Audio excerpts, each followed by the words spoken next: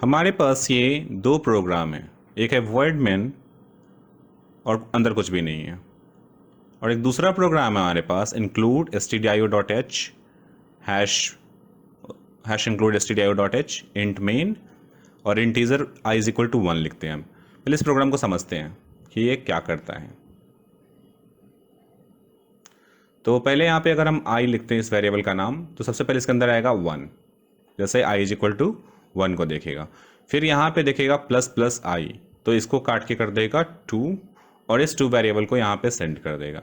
यानी पहले क्या प्रिंट होना चाहिए था, पहले प्रिंट होना चाहिए था 2, फिर i प्लस प्लस रेफर करेगा, तो अभी यह 2 ही रह जाएगा और ये 2 को यहाँ से सेंड कर देगा, मतलब यहाँ पे भी आना चाहिए 2 और इसको अपडेट करके कर देगा 3 पोस्ट इंक्रीमेंट में। अब यहाँ पे आना चाहिए i, यहाँ पे आना चाहिए एक्चुअली में 3 वैल्यू।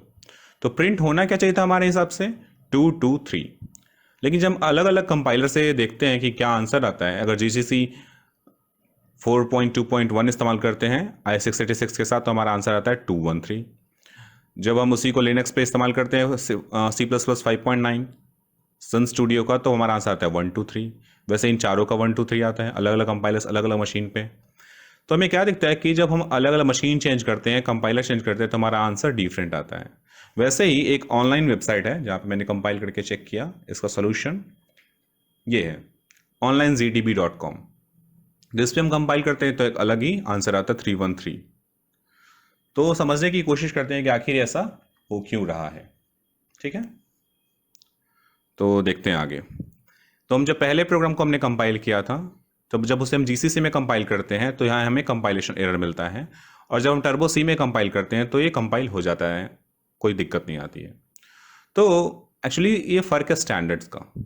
C स्टैंडर्ड पहले आया था C99 में आया था, और उसके बाद C11 आया है 2011 में, और इसमें कुछ अनडिफाइंड बिहेवियर्स हैं। अनडिफाइंड बिहेवियर्स का मतलब कि जो फंक्शन कॉल होता है ना, वो अनडिफाइंड तरीके से होता है। अनडिफाइंड तरीके से मतलब जैसे हमारा जो प्रोसेसर है, वो प्रोसेसर किस तरह से काम करता है, कैसे फंक्शन करता है, और शॉर्टेस्ट टाइम में कैसे कर सकता है। मतलब कोई टाइम को बचाने के लिए, कंपाइलेशन टाइम को बचाने के लिए, डिक्रीज करने के लिए, एग्जीक्यूशन टाइम को डिक्रीज करने के लिए, जो फंक्शन कॉल को वो अपने हिसाब से कंपाइलर मैनेज कर सकता है, यही एरर आता है। तो जो लिखा हुआ है स्टैंडर्ड में लिखा हुआ है, the function called at program startup named main, the implementation declares no prototype for this function. It shall be defined with a return type of int with no parameters or 2 parameters. 2 parameters can be RGC or RGB. However, the names can be anything that can be used because these are local to the function. जैसे कि int, RGC और character RGB हम लोग इस्तेमाल कर सकते हैं यहाँ पे वेरिएबल्स पासिंग के लिए। एनीवे, ओवरऑल आइडिया ये है कि इम्प्लीमेंटेशन डिफाइंड मैनर में काम करता है। ये होता क्या है कि जब ये प्रोग्राम हमारा जाता है अंदर कंपाइलेशन के पास, तो जो फंक्शन कॉल है उसे एक डिफरेंटली तरह से मैनेज किया जाता है। अब डिटेल में पढ़ना चाहते हैं तो आपको C11 पूरा स्टैंडर्ड पढ़ना पड़ेगा, जिसका लिंक मैं डिस्क्रिप्शन में डाल दूंगा। तो फिलहाल बस इतना समझ लीजिए कि जो फंक्शन कॉल होता है वो इस तरह से हैंडल करता है जैसे कि इस कंपाइलेशन टाइम को कम किया जा सके, और वो प्रोग्राम अपने आप करता है। मशीन डिपेंडेंट चीज़ें हैं वो, तो मशीन टू मशीन वो वैरी करेगा सोल्यूशन भी। दूसरा क्या है, ये जो प्रोग्राम है हमारा,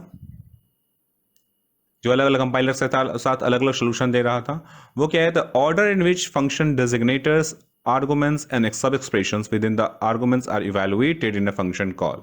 ये 6.5.2.2 सेक्शन में दिया हुआ है, जो हमारा C11 स्टैंडर्ड है उसके अंदर, जिसे ISO IEC पब्लिश करता है, एक्चुअली ANSI पब्लिश करता है, तो आप देख सकते हैं जाकर के, स्टैंडर्ड है। उसके अंदर लिखा हुआ है कि अनडिफाइंड बिहेवियर है, अनस्पेसिफाइड और undefined behaviour in the standard. मतलब कि फंक्शन कॉल जो होगा इस तरह से, वो अपने तरीके से मैनेज करेगा, मशीन खुद मैनेज करेगा इसे, और इसीलिए इनका जो आउटपुट है वो वैरी कर रहा है, हम जो चाहते हैं वो नहीं मिल रहा है। तो एज ए प्रोग्रामर हमें क्या करना चाहिए, हमारे पास ये सोल्यूशन है कि जब भी ऐसा कोई प्रोग्राम लिखना हो तो इस तरह की चीज़ों को हम अवॉइड करें। जो फंक्शन के अंदर जो प्री डिफाइंड फंक्शंस हैं, उनके अंदर कोई भी कैलकुलेशन, सब कैलकुलेशंस हम लोग अवॉइड करें, स्पेशली इन सब को केस में, इन सब चीज़ों के केस में। इस तरह से हम कोई भी एरर कमिट करने से बचेंगे, और हमारा जो ऑनलाइन जो कोई भी कंपटीशन होता है उसमें हमारे जीतने के चांसेस बढ़ेंगे, क्योंकि हमें नहीं पता कि वो कौन सा कंपाइलर इस्तेमाल कर रहा है, वो सोल्यूशन कौन सा आएगा। तो जब भी ऐसा कुछ हो, आप ध्यान दें कि ऐसा कोई भी प्रोग्राम ना लिखें जिसमें कंपाइलेशन प्री डिफाइंड फंक्शन के अंदर और फंक्शन कॉल के अंदर हो रहा हो। Okay, thank you.